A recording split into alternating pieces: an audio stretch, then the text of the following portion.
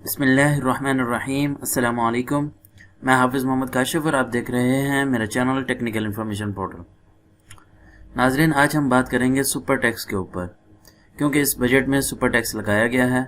Super tax की history क्या है, कब लगाया गया, इसके रेट्स क्या हैं, किन के ऊपर लगता है, इसके बेनिफिट्स क्या हैं, इसके डिसएडवांटेजेस क्या हैं और ये अब क्यों लगाया गया है, उसकी मेन वजह क्या है, कितना टैक्स इसके ऊपर इंक्रीज़ किया गया है, इसका इम्पैक्ट अमीरों के ऊपर क्या होगा, इंडस्ट्री के ऊपर क्या होगा, गरीबों के ऊपर और आवाम के ऊपर क्या होगा। आज ही की वीडियो में हम डिस्कस करेंगे।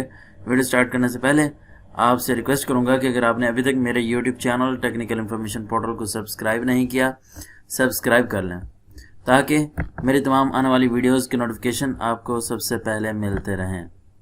नाजरीन, ये सुपर टैक्स गरीबों को कंपनसेट करने के लिए अमीरों के ऊपर लगाया जाता है, यानी कि जिसकी बहुत ज़्यादा इनकम होती है सुपर टैक्स उसके ऊपर लगता है।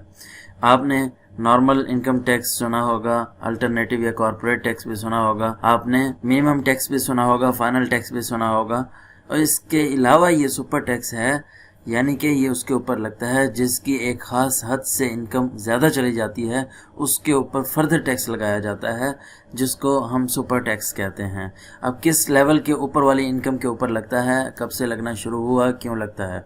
नाजरीन, फ्लड जब आया था लास्ट टाइम, इसको तब लगाया गया था ताकि जो गरीब अवाम है, अफेक्टेड अवाम है, उसको कंपनसेट किया जा सके। और ये कब से स्टार्ट हुआ? 2018 से इसको स्टार्ट किया गया। 2018 में बैंकिंग सेक्टर्स के ऊपर लगाया गया था और इसके अलावा जो सेक्टर्स हैं जिनकी इनकम एनुअल इनकम 500 मिलियन से क्रॉस करती थी, उसके ऊपर लगाया गया था।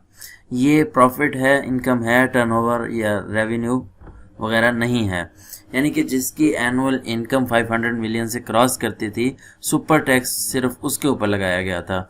2018 में 3% था अदर देन बैंकिंग कंपनी, और 19 में कम करके 2% कर दिया गया, 20 में और 21 में इसको बिल्कुल ख़त्म कर दिया गया था।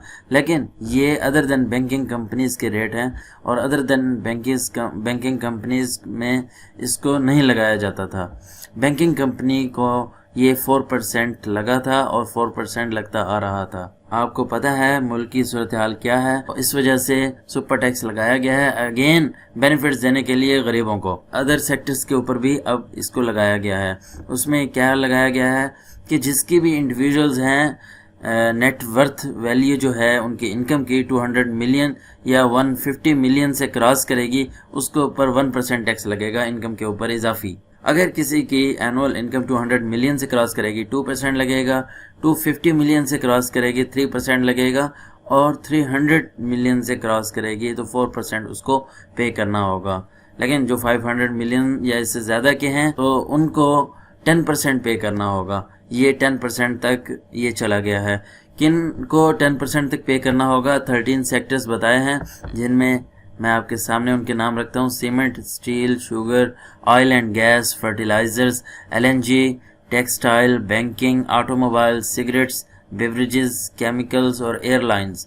ये 13 सेक्टर्स हैं, इनके ऊपर 10% लगाया गया है। 29% ऑलरेडी लगता था इनके ऊपर, 10% ये मिलाकर 39% उन्हें टैक्स पे करना होगा। अब कितनी इनकम से क्रॉस करेंगे 10% बनेगा, इसके ऊपर अभी क्लैरिटी आनी है, तो जैसे ही आएगी इंशाल्लाह मैं आपको अपडेट कर दूंगा।